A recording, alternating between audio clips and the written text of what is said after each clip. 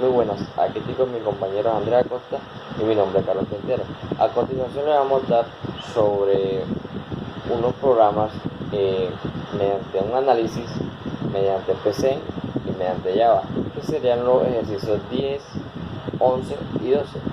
A continuación vamos a hacer el ejercicio 10. Primero, lo que debemos tener claro, lo que vamos a leer, va en la entrada. Como primero tenemos la opción. Como segundo seguimos al proceso, que viene siendo que iniciamos con la inicialización de las variables. Aquí arriba tenemos las tres variables que vamos a mostrar. Como segundo, iniciamos un ciclo for o un ciclo para, que viene siendo el de los votos, que es un ciclo que se debe repetir al menos 50.000 veces, por lo que son 50.000 votos entre tres candidatos. En la muestra nos va a mostrar quién ganó, o si hubo empate. De todos modos nos va a mostrar los votos de cada candidato y nos va a decir si votó, si ganó el 1, el 2 o el 3, o si hubo un empate entre alguno de los dos, por lo que no puede haber un triple empate, por lo que matemáticamente no se puede. Como segundo, aquí después del ciclo para viene la opción para elegir alguno de los tres candidatos. En caso de que no elija alguno de los tres candidatos, el voto se tomará en blanco. Entonces, al momento de elegir cada candidato, tenemos una variable acumuladora, que cada vez que algún usuario vota por alguno de los tres candidatos, le va a salir por el mensaje bien, ha votado por el candidato X. Y además de eso se va acumulando cada voto con la variable que tenemos ahí insertada. Después seguimos con los condicionales, que vienen siendo los candidatos. Si el candidato 1 es mayor al candidato 2, si el candidato 1 es mayor al candidato 3, este va a ser el ganador. Así es con los otros dos candidatos. Y en caso de que haya un empate, aquí abajo tenemos el otro condicional, que viene siendo si el candidato 1 es igual al candidato 2, si el candidato 1 es igual al candidato 3, o el candidato 2 es igual al candidato 3. En caso de que algunas condiciones esas se cumplan, al final del mensaje nos va a mostrar. Como siguiente, aquí vamos a mostrar el código en lenguaje de PCI o seguro código. Aquí tenemos una prueba de cómo sería en PCI. Aquí tenemos la prueba del programa. Aquí lo hicimos mediante con 5 votos. Aquí la primera opción, el solo voto por el 1, en el segundo por el 3, en el tercero por el segundo, en el cuarto por el primero, en el quinto por el segundo. Y aquí al final hubo un empate. Y aquí nos muestra, había un empate entre dos candidatos, y nos muestra que el candidato 1 y el candidato 2 tuvieron un empate. Ahora mi compañero va a seguir con el ejercicio 11 y el 12. Y por último le mostraremos los códigos mediante el lenguaje de programación de Java. Acosta, y a continuación le mostraré el ejercicio número 11, que trata acerca de ayer, cuáles son los números primos.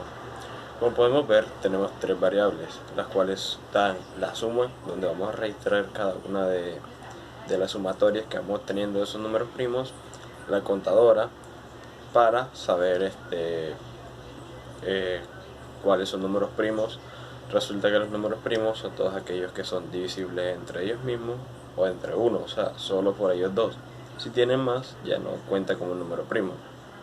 Ok, iniciando el código tenemos el ciclo repetitivo para del i, el cual nos permitirá ir incrementando los números.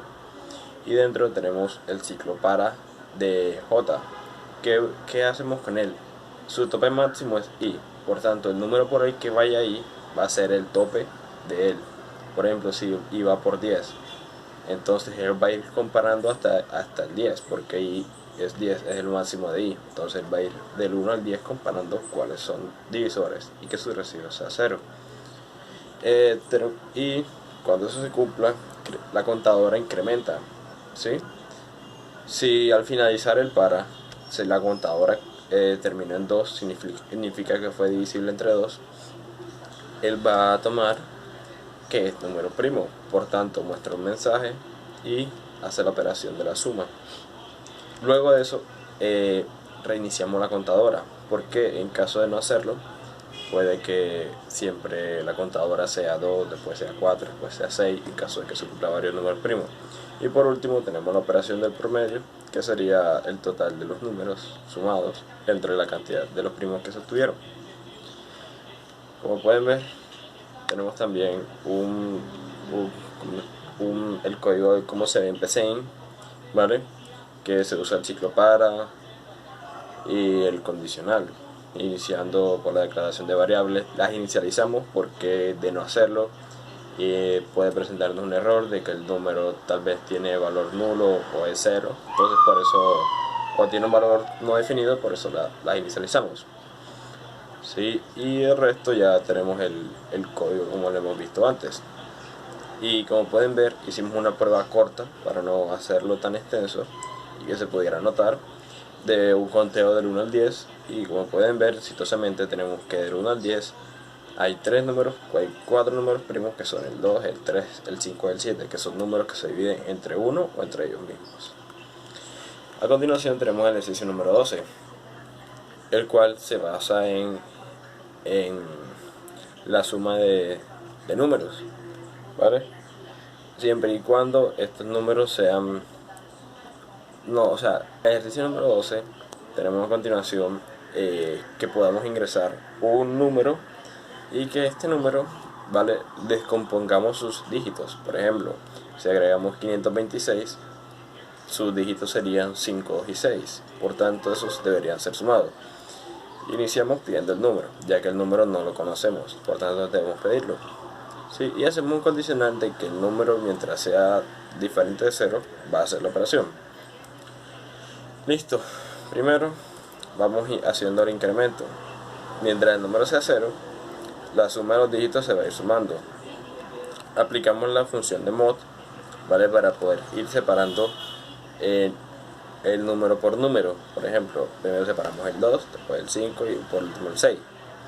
Esa variable que se ve allí de temnum es una variable temporal con la cual vamos a registrar cada dígito, ¿vale?, para que cada vez que vaya registrando unos vaya intercambiando. Y tenemos una contadora, la cual se llama candic, que es para tener la cantidad de dígitos, ¿vale? Cada vez que encuentre un dígito, él va a ir incrementando. Y por último, tenemos la condición, ¿vale?, del mientras, de que mientras que el número temporal que vamos registrando sea divisible entre 2 y sus residuos a 0, significa que es un número par. Por tanto, esos son los que van a ir incrementando. Tenemos otra contadora que se llama pares. Y también tenemos una contadora de impares, la cual, si el número no es residuo de 0, pues por tanto va a incrementar como un impar. Y por último tenemos la operación para el promedio, la cual es la suma de los dígitos entre la cantidad de dígitos que tenemos. Como podemos ver, tenemos el código aquí en PCIN, ¿vale? Tenemos nuestras variables definidas e inicializadas para que no nos muestre un error. Primero pedimos el número, ¿sí? Y luego tenemos una variable de tipo entero también, con la cual vamos a obtener, es más bien una encapsuladora. Por tanto, una vez que obtengamos el número, luego lo podremos usar en esa acumuladora en otro aspecto. ¿Por qué? Porque el número nosotros lo vamos a descomponer, por tanto va a ir cambiando su valor. Por tanto debemos saber cuál fue el número inicial. Y tenemos también las mismas operaciones aquí en PCIN. Esto que usa la función de trunc o trunc, con la cual nos permite redondear el número, ¿vale?, para que no nos devuelva un valor extraño, porque de no hacerlo devuelve un error por las variables de tipo entero. Y pues, como podemos ver, al final tenemos el condicional, ¿vale?, para saber si el número es divisible entre 2, ¿sí?, y su residuo es 0, para saber si es un par. Por último tenemos el mensaje final. Y como pueden ver, aquí tenemos dos muestras de los ejercicios, que son del 1 al 4. Nos dice que tenemos 4 dígitos, son 2 pares y 2 impares. Y pues tenemos el resultado.